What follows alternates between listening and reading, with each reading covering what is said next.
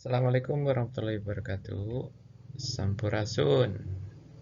Alhamdulillah, orang tepang deui dinu pelajaran Bahasa Sunda medar perkawis drama di kelas 12 semester kahiji.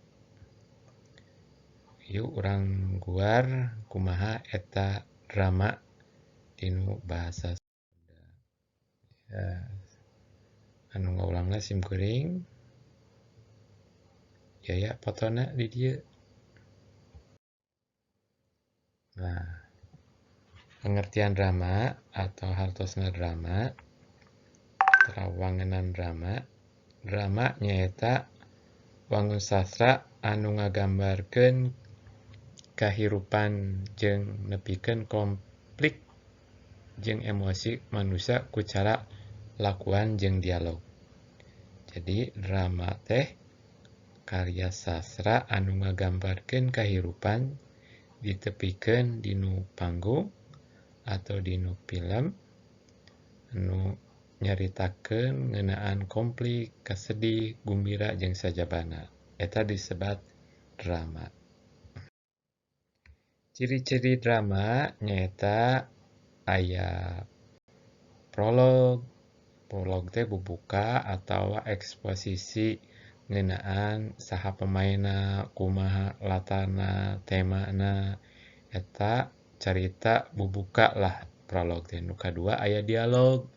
Dialog teh ngobrol di antara pemain drama. Terus epilog. Epilog nyaeta cariosan di akhir ngeunaan kumaha panungtung eta carita teh nah pi kegembiraeun, pi kasediheun atau mere semangat. Eta ciri-ciri drama. Unsur-unsur drama nu kahiji aya panokohan. Tokohna tiasa tokoh protagonis, antagonis, jeung tritagonis. Mun protagonis nyaeta tokoh anu hade, nu bager.